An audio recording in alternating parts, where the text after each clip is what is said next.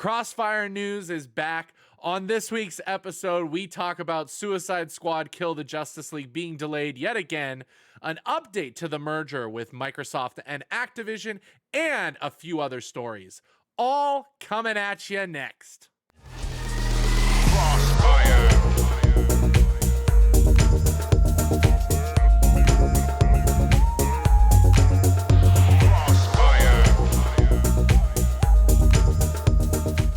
What's up, everybody? I'm Russ Dornish for Crossfire News, and it's been a while since we've had one of these news videos, so I wanted to give you a little bit of an update. Going forward, we will have content dropping every Wednesday morning at 8 a.m. Mountain Time. That will either be our Crossfire News or podcast. We will be posting them in opposite weeks, so every other week you'll have a Crossfire News, and then every other week from the following week, you'll have a podcast episode available for you on YouTube or wherever you listen to podcasts. Also, make sure that you guys check out our website at crossfirecast.com to keep up to date on all our social media postings, when different media gets posted, as well as when we are streaming or other things that we're going to have available to you guys coming very soon. On top of that, this summer, Crossfire is hosting our very first Crossfire Gaming Camp in Denver, Colorado. It will be held at the end of July, and if you'd like more information, registration is live on our website at crossfire.camp. So go over there and check it out. Now, let's jump into the news. First up is the big news about Rocksteady's Suicide Squad Kill the Justice League being delayed yet again. After a poor showing at a new PlayStation State of Play where a large portion of gameplay was shown, Rocksteady has decided to delay the game to later this year with no exact date given. This is the second delay this year on the title. While many may hope for changes to the game, the truth is that a delay of this size isn't to revamp the bad gameplay or games as a service model, but to get the game away from some heavy hitters coming out in the second quarter of this year. Jason Schreier from Bloomberg, who broke the news, says on Twitter, "For what it's worth, a delay like this is mainly for polish, not to overhaul the core gameplay that caused the backlash. Suicide Squad started off as a game as a service and will remain one, short of a complete reboot, which would require a much longer delay. This delay also moves Suicide Squad out of a crowded release window that currently includes the new Zelda, Diablo 4, and Final Fantasy games." End quote.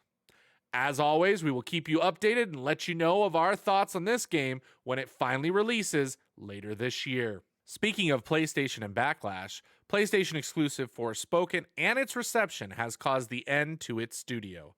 Square Enix has stated that the game underperformed from sales targets, and as a result, the studio responsible for the title has been absorbed.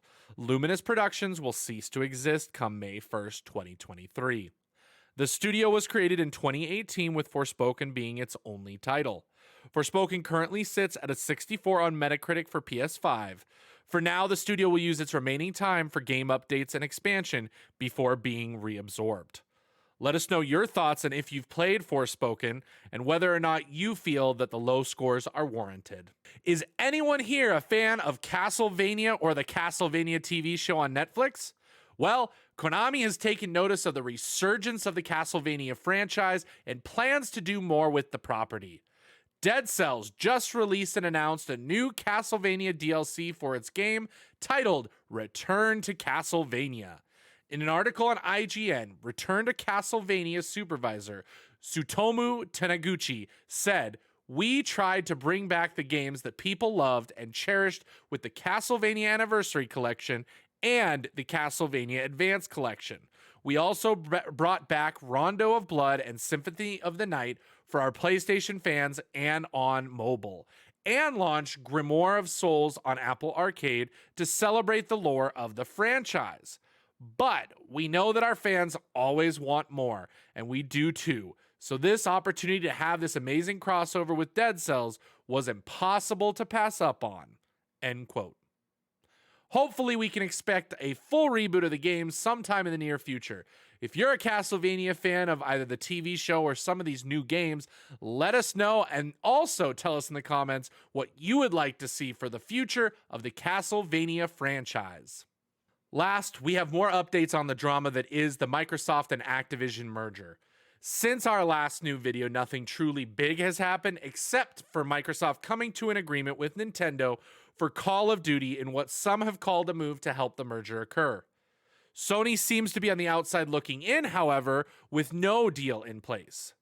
In recently released documents from the European case, Microsoft has stated that it would be able to port Call of Duty games to the Switch in the future, while Sony is afraid Microsoft will sabotage COD on its PlayStation consoles. It is believed that Microsoft has offered Sony a similar deal to Nintendo's, but they have not accepted it yet. This story will continue to develop, and one has to wonder if Microsoft will make its merger deadline of later this summer. Stay tuned, but for now, let us know in the comments what your thought is of these developing issues and what you want to see out of this merger going forward. Do you think Sony is being unfair in this situation, or do you think that the merger is actually not good for competition in the marketplace? Let us know in the comments down below. That's all for this week. Join us next week as we drop our podcast episode here on YouTube and podcast services all over. Make sure that you guys like and subscribe this video if you like what we're doing so that we know to continue doing it. I'm Russ Dornish for Crossfire News. You are loved, you belong, you matter. God bless, and we'll see you next time. Crossfire.